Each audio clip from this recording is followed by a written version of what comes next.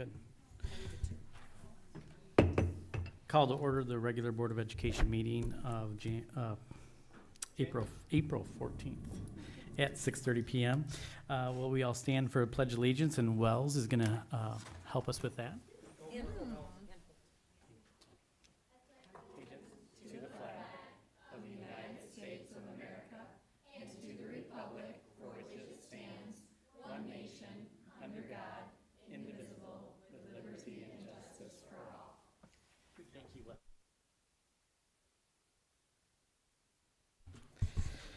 This is our first opportunity for public comment. A member of the public may address the board briefly for up to 3 minutes or request to be scheduled on a agenda in the future meeting. Please note that students will be given priority to speak on any topic. The first public participation portion of the meeting will normally be limited to 30 minutes, 1/2 hour, and will be limited to agenda items only. The second public participation portion will be offered at the end of the agenda and allow for other comments. Individuals addressing the board should observe the rules of common courtesy. Public participation portion of the meeting cannot be used to make personal attacks against board members, district employees, or students. And we don't have any, none. Okay, then we'll move on. Can I have a recommended motion to approve the agenda as printed? Hey, Tim, can I, and we don't have to do this way, and I meant to tell you this earlier. Would you mind considering, either for the future or we could tonight, putting administration and board committee updates underneath our action items, so when we have guests that are helping present, I know it's been long days at work for people. I was just thinking we could switch those. We could do it tonight, or we could just consider that for the future. So under action items? Yeah, that way when we have like Brian Puffers here with us tonight, and when we have other guests, because I know we had a work day today, Mhm. and they'd probably like to get home. Okay, yeah, me and Rachel, we can talk about that maybe at our next meeting. Okay, we'll keep it this way for today, and then Okay, we'll talk then about how about I make the motion to approve as printed? Okay, Support Berwick. all in favor? Aye. Opposed? Hearing none, motion carries 7-0. And our student showcase will be Heritage School Highlights, Uno Club, and Inclusion Week, presented by Wells, Regina, and Sophia.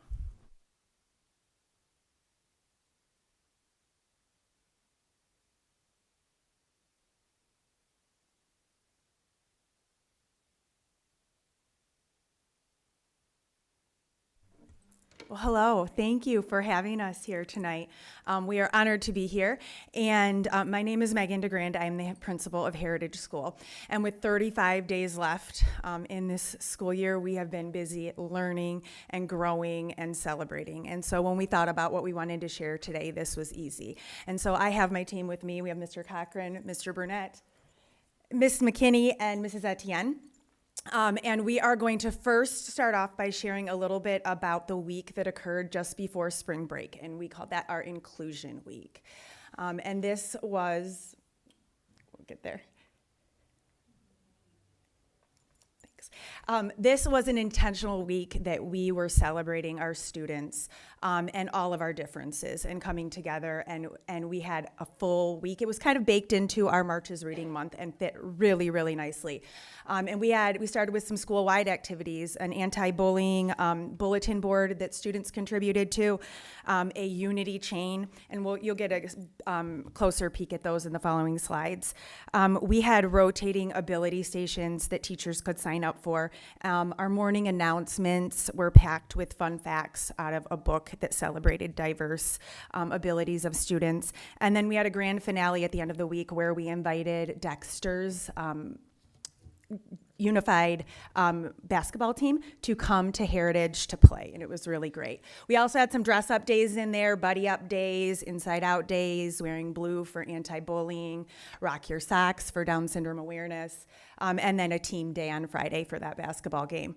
And it was great timing in the community. There was also the Coopy Classic, a wheelchair competition, rugby, and then also a fundraiser for the T-Wall Foundation. And so I'm going to let the rest of my team members kind of share some more details about this awesome week. All right. Good evening, everyone. So just a couple of quick school-wide activities that we started the Inclusion Week off with. was the Stick Together Against Bullying Anti-Bullying Wall. This was an activity that students participated in their gen ed classrooms with all of their peers and received some prompts such as inclusion is, or kindness is, or I can be inclusive by, and then coming up with their own ideas. This was a great way to promote student voice. And so this was something that was posted prominently right outside of the cafeteria. And it grew and grew and was just taken down the other day, but definitely had that ability to kind of promote that positivity and kindness throughout the building. And then connected with that was the We All Belong chain, another classroom activity that teachers prepared and our building inclusion team prepared to get students involved and working together. Again, the prompts were, how can we make others feel like they belong, or how can we be kind to others? And students were able to participate by sharing their ideas. This is also partly in connection with some of our other anti-bullying work, such as our Speak Up protocol that we do shortly after winter break. But this was just, again, one piece of Inclusion Week and a way to get every single student in the building involved. So we have some slides next from our Ability Awareness Day, where teachers could sign up and bring their classroom, and we had 6 different stations where students could rotate through and just learn about different disabilities and differences. So our first station was for students with visual differences. So students explored some different texts written in Braille. They learned the Braille alphabet, and they also did a timed reading challenge where they had to read a text that was like a 12-point font, a 4-point font, and a 72-point font, and then compare notes on it.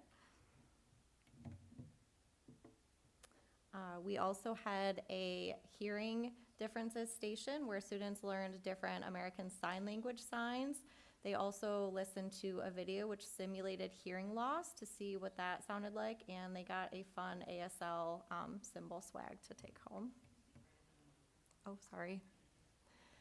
And then our third station was physical differences and adapted sports. So kind of to go along with our 5th grade Winter Olympics curriculum, students learned about some Special Olympic activities and the U of M rugby wheelchair event that was happening in the community that our school was invited to attend, and just practice some different jumps and talked about like how that might impact them.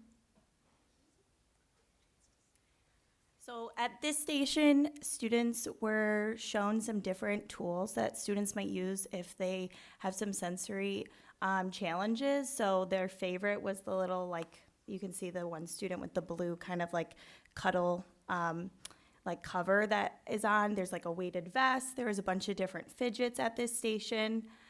This was a fan favorite. The kids loved this one. At the next station, I was showing students different learning differences that kids might have and how we might accommodate those learning differences within the classroom. So we used line guides.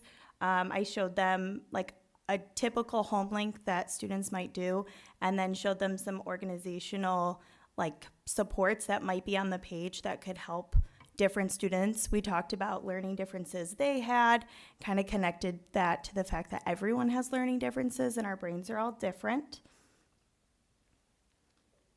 And then at this station, we had students getting the chance to look at alternative communication systems. You'll see in this picture too, we had connecting students from the high school come, and they actually ran some of the stations, and they were running this station. They got to get familiar with like an AAC device, and they did a great job just participating, being inclusive, sharing how they are leaders of inclusion at the high school with some of our students.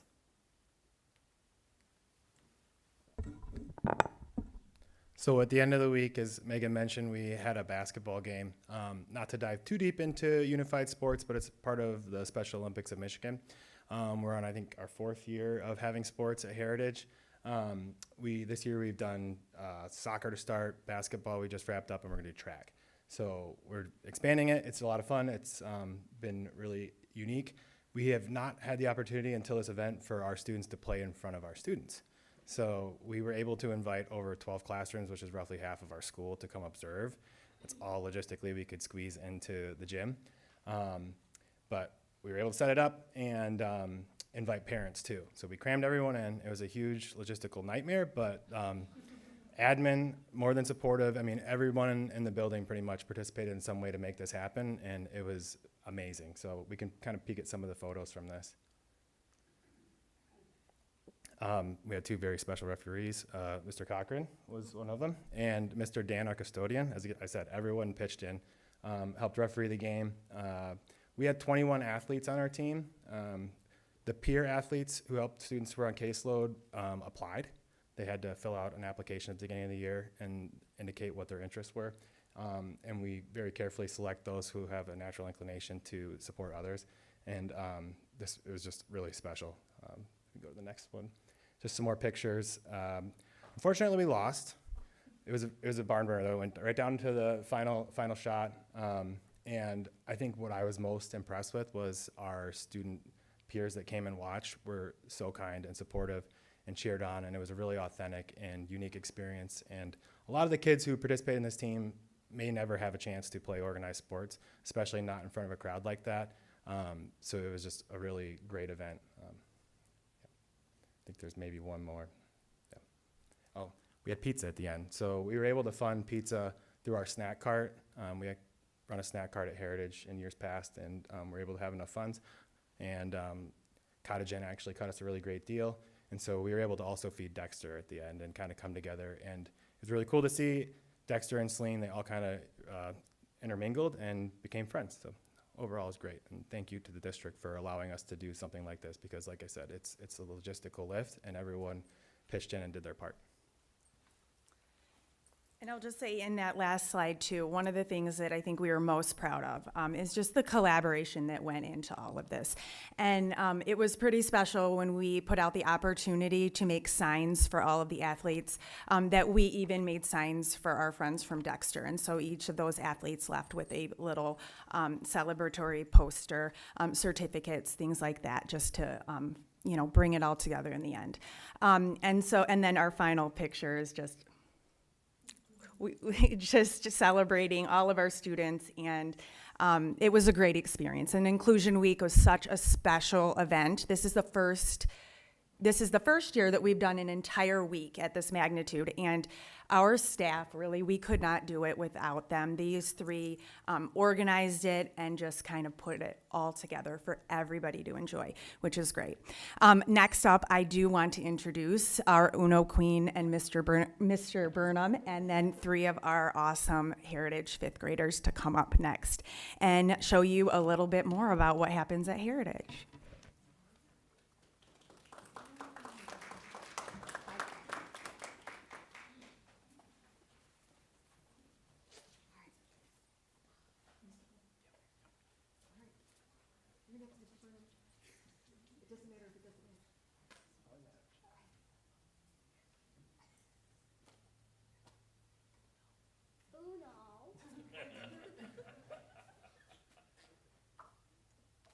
Game. I beat the Uno Queen.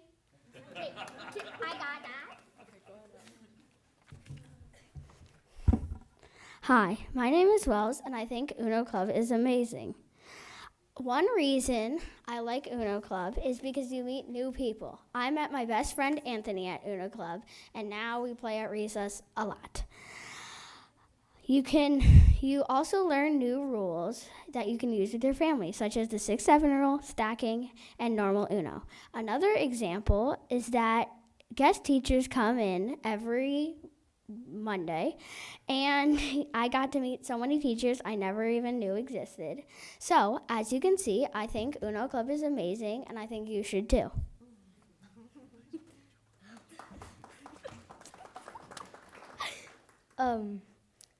Hi, my name is Sophia. I joined the Uno Club shortly after arriving in the United States. English is not my first language, and I struggle to speak it. However, having to talk with the people who didn't speak Spanish gave me the opportunity to practice and improve my fluency and also meet new friends. Mrs. Schamberger always made sure that no one felt left out. She always reminds Sorry for the inconvenience.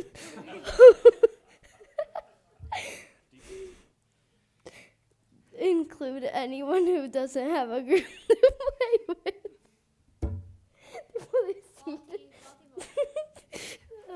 Okay. I think the Uno Club isn't just about having fun. It's also about making sure everyone feels included and part of a happy community.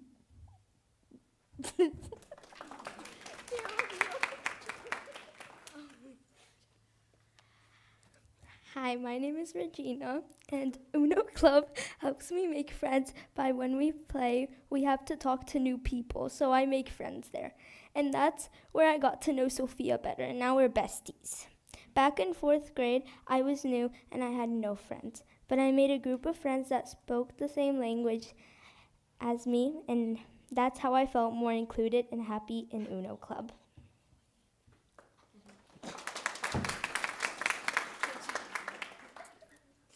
Hi, I'm Kathy Schamberger, aka the Uno Queen. Hi, I am Ryan Burnham, 5th grade teacher and known as Draw 4 Burnham. And we started Uno Club at Heritage. This is our 3rd year. And I started it because I felt like I wanted to have fun with students. And then I started playing. And I got Ryan to join in. I joined because I love Uno and I like also being very competitive with the students. Mm-hmm. It's a good time. But it's been a good opportunity for them to put down their screens and interact with each other, play with their friends, and make new friends. We start all of our Uno Club days off with talking about what do we do first. We make sure that everybody has someone to play with. What does it look when somebody's looking for somebody to play with? And then we discuss the rules. And some of the kids like to play draw, stacking. Stacking. 6-7 rule new this year. Yeah, I know we all love invented hearing that. about. But it's been a great experience to include everyone and just have a lot of fun while the kids have fun too. Yeah, it's been a great place just to just be a part of a community, like a small thing that I can just hang out and with awesome kids, whether they're coming to the United States or have been here their whole lives or just whoever. It's just a very welcoming environment, and these are 3 awesome examples of what the whole group is about, right? We have about 30 of us who are we're here to play and have fun, and whether it's with our best friends or someone we've literally never seen before. It's just nice to come together with a group of students that are young and just can be friendly and be awesome and have a good time. And practice those social skills. We usually get about 50 students who sign up, and throughout the semester, we'll have those that can't come because of other sports or commitments that come up, and so that makes the groups much smaller. And not much. I mean, there's still 33 kids, but it's just a lot of fun. Yeah, it's also, I think one thing that I really like is having guest teachers come in, or celebrities as we call them.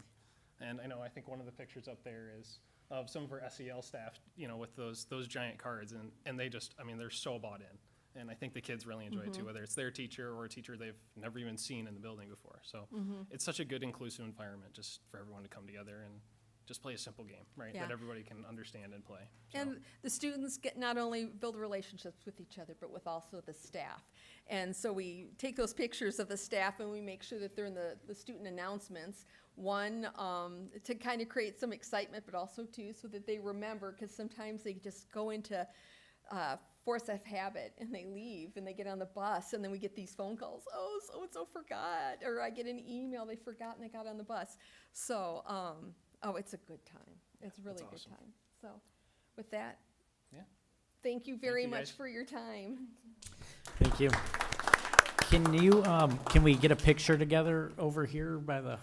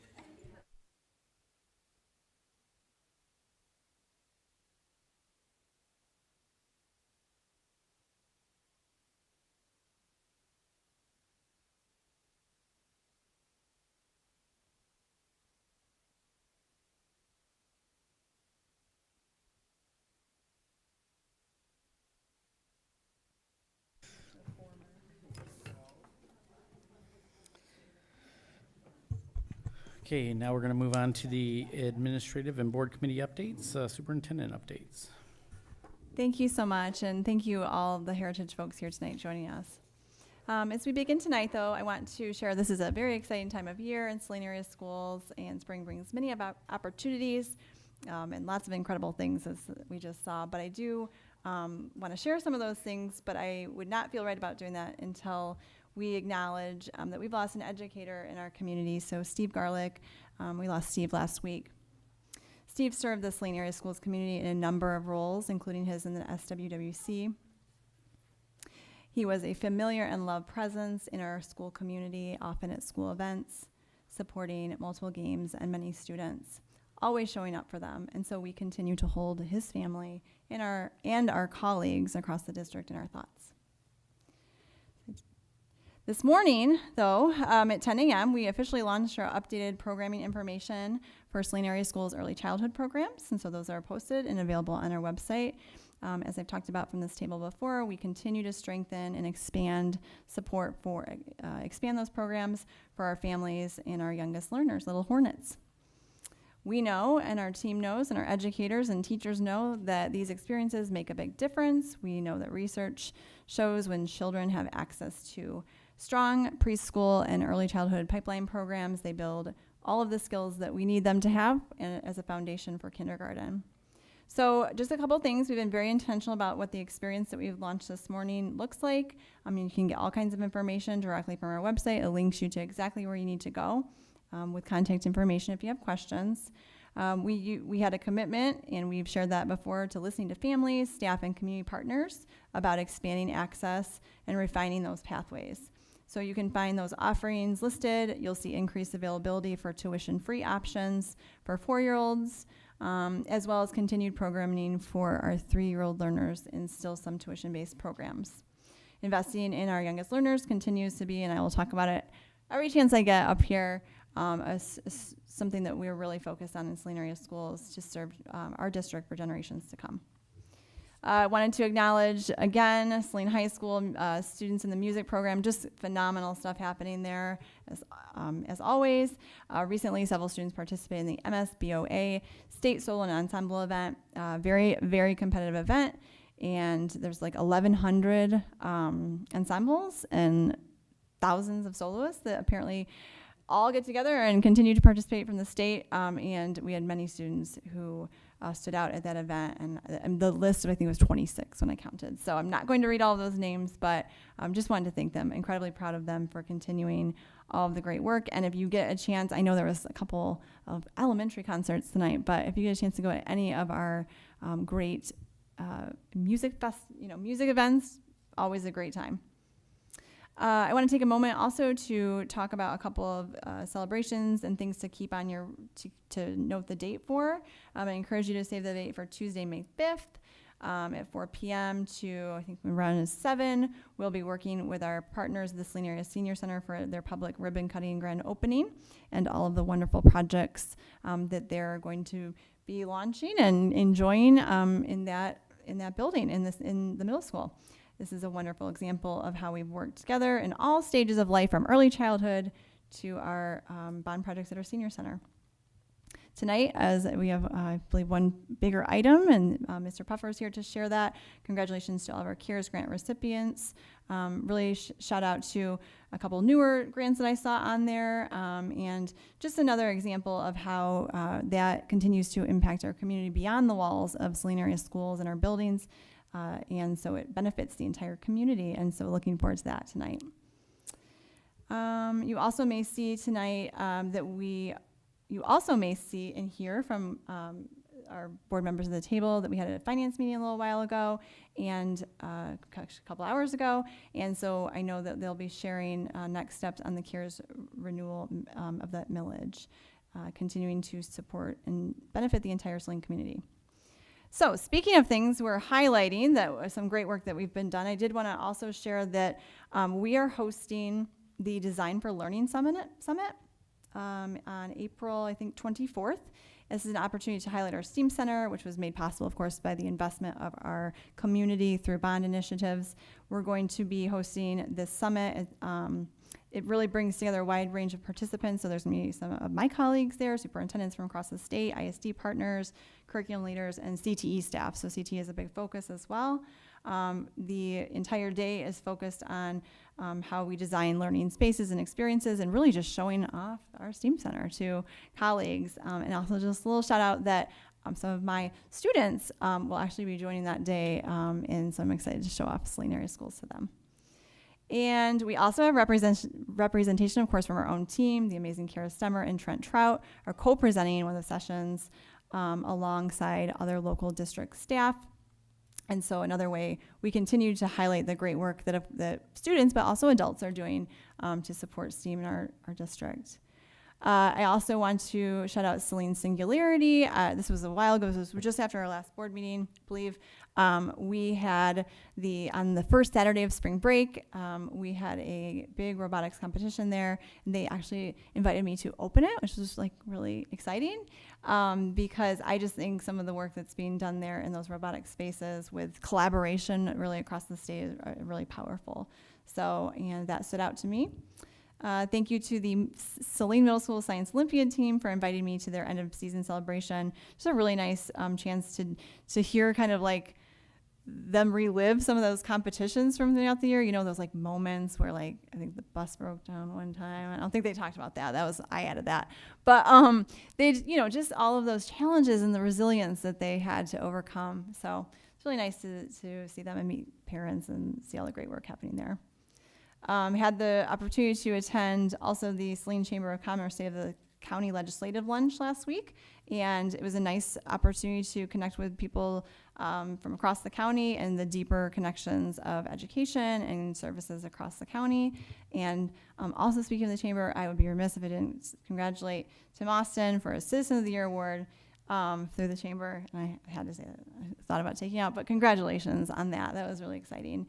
But also wanted to shout out Clay and Code. They are doing a great event for us. It's called Sculpt the Future of SAS. It filled up, Jackie, you clarified I could say this, in 2 days it filled up. So I'm sure everyone's excited to hear that. I would be looking, of course, to maybe we'll do another one. Who knows? But that filled up. It's at the end of April, and I'm just really looking forward to having a unique experience. Folks will make something and then also be able to contribute to our strategic plan. We are continuing to lift up the many voices of our district in that work. And so this is a busy season. I want to point out that last week was Assistant Principal Week, so Mr. Cochran's already left, but we have a number of assistant principals in our district who contribute to the daily work of our students. And of course, we know May-Cember will provide opportunities to celebrate staff, teachers, and principals, because that just goes day after day of all those celebrations. So thank you for allowing me to share some of these updates tonight. Thank you. Our student representative, Jillian Hayes, is not here, but she did send me something along to say, and so on behalf of her, the juniors are in their biggest test week, so a reminder to eat good food, get good sleep, and try their best, and don't overthink it. I guess they had their SATs today? They did. Okay, so, and then I guess I'll just go into my updates. Circle of Excellence reception will be held on April 23rd at 5:30 in Travis Point, as well as the Chamber also is having their May 8th, on May 8th, the Chamber will have Women in Business spring event at the EHM Professional Building, and you can go to the Chamber websites, www.salinechamber.org. We also, as a board, were invited to tour the Saline Middle School work, the bond work that's being done there, the Senior Center, Cosmetology, Science Olympiad Space, Robotics Space, Girls That Code, just a ton of work going on there, renovating the old garage and everything else. So that was really impressive. So that was nice. Thanks.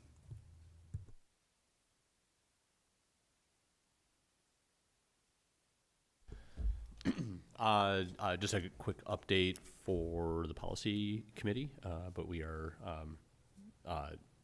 narrowing down some days to meet and continue that extraordinarily important work and trying to get through that as diligently as possible. And just a reminder to all of our young drivers and all drivers that it is Distracted Driving Awareness Month. So something to keep in mind with all of our new drivers. And I know a couple of my neighbors are starting driver's ed this year, so I feel old. But just a reminder to everybody to drive safely. I'll give you an update on our athletic committee meeting that we had this morning. It was our second meeting, and we have our own version of Uno Club that we have been participating in. So for our very first meeting, we did a card game that focused on some teamwork and creativity. And we logged and got some feedback of what the performance was on that first meeting. And so our second meeting, I kind of applied two of the 4 C's from the Saline Compass, particularly with communication and creativity. And so we played this exact same game again, but we had a little better communication. We set the whole thing up, and our performance across the board for everybody improved over 150%. So it was a really good exercise in how to work together and get to build relationships with everybody involved. And that was kind of the theme of our second meeting today, is I feel like we really kind of broke through kind of that initial getting to know everybody. So the first items, we talked about the student handbook and revision updates, but what I was impressed with was Athletic Director Ashley Mantha, is that she was going to leverage off of not just having a policy, but why we have certain policies, so you get a little bit more buy-in there. Assistant Superintendent Owsley gave us an update on the structure of the athletics and the community education. We continue to work on that structure. The third item was the athletics roundtable, and we kind of decided this might be a consistent theme that we'll have for most meetings. It was a very open-ended opportunity for everybody to just discuss how things are going. Particularly, the word that came up today was the culture, and how do we continue to build the culture of Saline athletics, which is obviously at the top of the list on many that you see. And then we talked about Assistant Athletic Director Pike and Matt and Ashley continued to discuss the long-term planning and some of the maintenance issues that we're going to face. So it was just a very productive meeting. I feel like we're getting a lot of buy-in from all the stakeholders, and I look forward to working with our next meeting.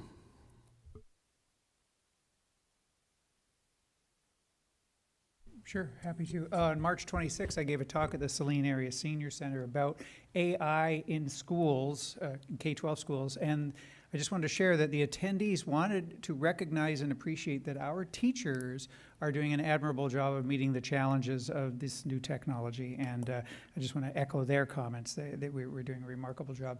On April 7th, I had the honor of attending the doctoral defense for high school principal Teresa Steger.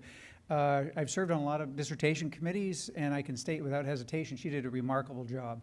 Her work on communities of practice and professional learning communities will really provide some guidance to schools everywhere to improve their professional development strategy. So congratulations, of course, to Dr. Steger. Today, the Finance Committee met to discuss insights gleaned from the 2024-2025 Bulletin 1014 that the state puts out. It compares and ranks spending among districts and among the 850 plus or odd districts, and we're still digesting that one. We also discussed as Dr. Kowalski mentioned, the renewal of the CARES and sinking millages, and the language for that is going to come to the board for approval in the next 2 weeks. So at the next board meeting, I'm looking forward to that. And finally, we touched on school of choice and received a count day update from superintendent and the assistant superintendent for finance, and the numbers are looking rosy. I won't give you the exact details right now, but they are looking rosy indeed for this district. Over to the next person. Thank you.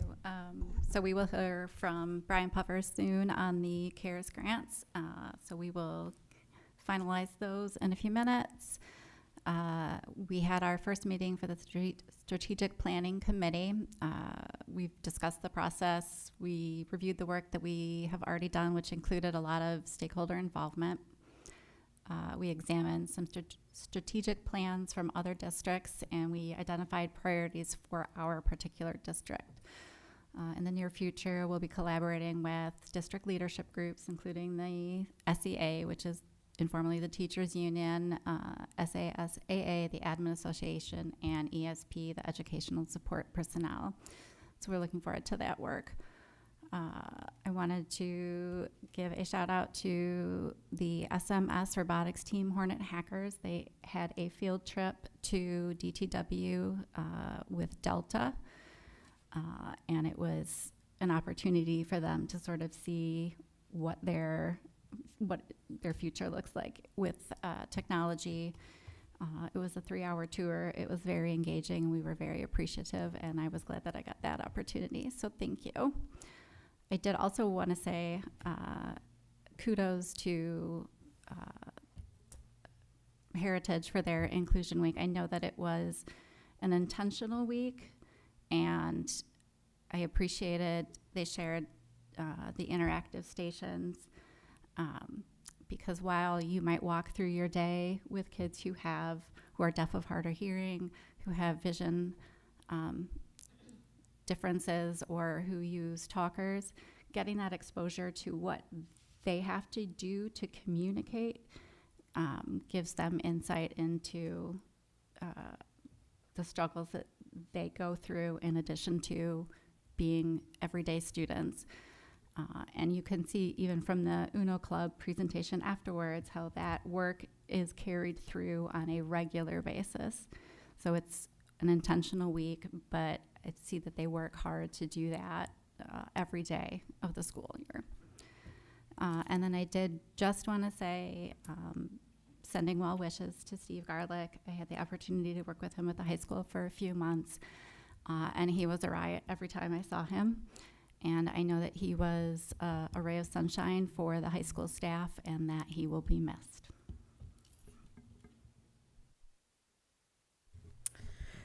Just to build off Nate a little bit, we had 2 meetings together this morning. So we did our foundation for Saline area schools at 7:30, and then did the athletic committee meeting at 9. Totally agree with everything that he said. Had no idea he was such a maestro of leadership, interactive exercises these past couple of meetings. So that was fun. But just the feeling, I think, of the meeting and discussion of culture and positive experiences for student athletes and their families and their coaches, and the importance of academics. So I appreciated that as well. The whole meeting was such a good feeling, and I think we're getting some really nice positive momentum, and we look forward to welcoming them to a future board meeting so you all can hear what they're up to, because I'm really impressed. So that was great. With regards to the Foundation for Saline Area Schools, we're getting ready for Stacy Rumps's last day. She'll be leaving us at the end of our fiscal year and academic year in June.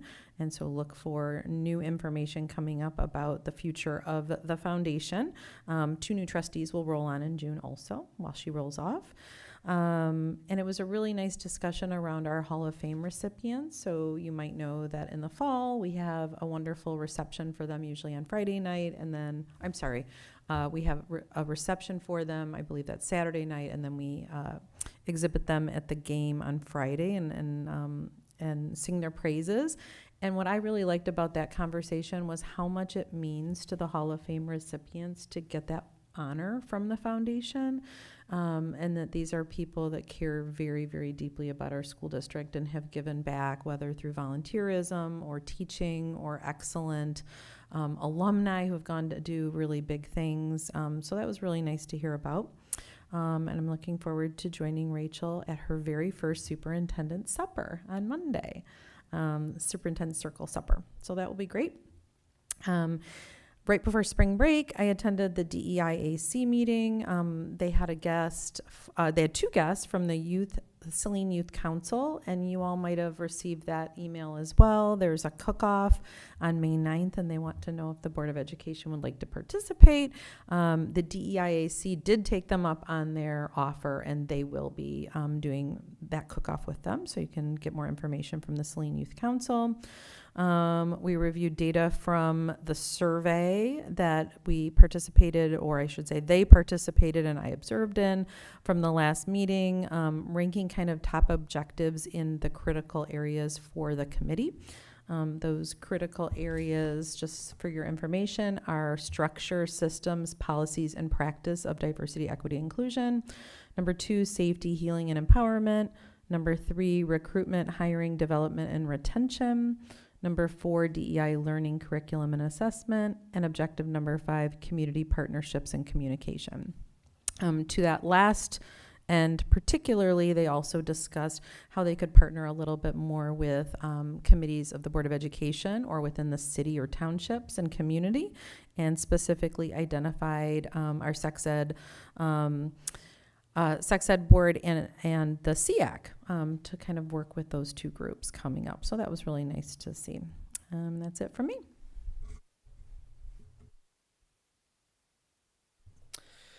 Okay, thank you for all the updates. We'll move on to the action item. Can I have a recommended motion to approve the round 2 distribution of CARES discretionary funds in the amount of $28,604 as recommended by CARES Advisory Council and submitted by Brian Puffer, Director of Community Education. The breakdown is as follows. Family Friday Food, Saline Alternative High School, $2,666.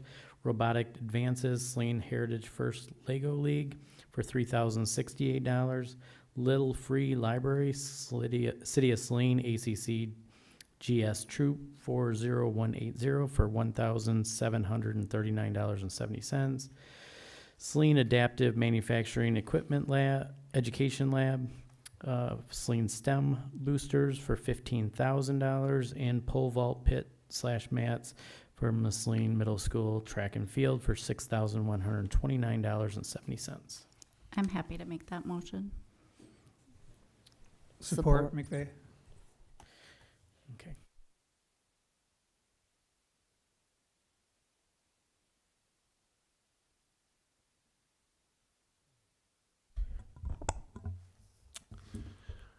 Thank you. As you can see in front of you, we had 9 grants submitted for $62,631.28. 5 of those grants were fully or partially approved, totaling $28,604, which was the remainder of our fund balance left for this year for the CARES grants. You can see there are 4 grants that were not voted on. That's why they have zeros there. And those grants will be submitted for round 1 in the 27-28 year if the organization wants to submit. And just a quick review how we decide which grants we vote on first. We have our meeting, we ask questions, then all the board members have to vote 1 to 10, 1 most likely to approve to number 10. That average sets how we vote on the grants. So that's that process there. Also, 4 of the 5 grants were first-time award recipients, so that was really neat to see on there as well. And then basically that will conclude, if these are approved tonight, that'll conclude our CARES grant process for this year, and then we'll open up again for next year. Those grants that whole schedule will be available by July 1st for the following year. And that's it. Any questions for Brian? Just one thing Yeah. to point out, in case we need to correct it in the agenda. The robotics grant is missing 60 cents from the agenda as read and printed. I think they just fully funded it 15, didn't No, they? no, I'm saying The first Lego. I'm saying on the agenda, I think we have the incorrect value.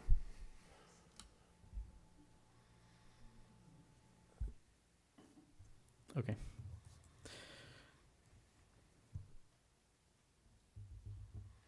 Any other questions? Hi.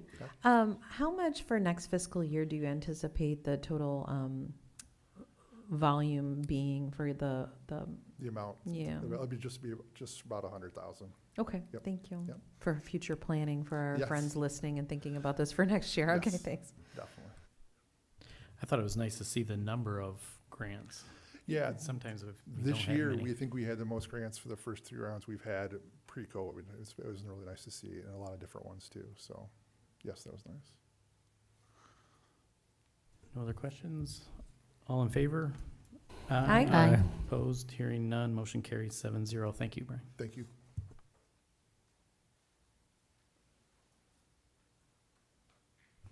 Okay, can I have a recommended motion to authorize the consent, I guess I'll read this first. The consent agenda is listed on the agenda and will not be read aloud.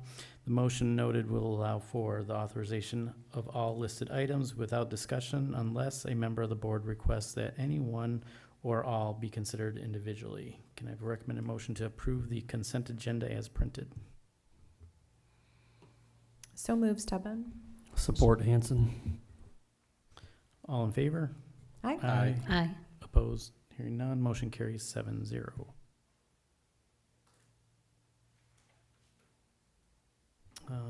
Items scheduled on the next agenda. Right now, we have a presentation scheduled from our teaching and learning and pathways. Some changes we'll be making to the alt ed program. And then, of course, we'll be bringing you the resolution for the CARES renewal. Thanks. Last public comment. A member of the public may address the board briefly for up to 3 minutes or request to be scheduled on the agenda for a future meeting, and we don't have any. The next Board of Education meeting will be held on April 28th, 2026 at 6:30 p.m. Can I have a recommended motion to adjourn the regular Board of Education meeting April 14th, 2026 at 7:16 p.m.? Motion, Tizities. Support Berwick. All in favor? Aye. Aye. Opposed? Hearing none, motion carries 7-0. Thank you.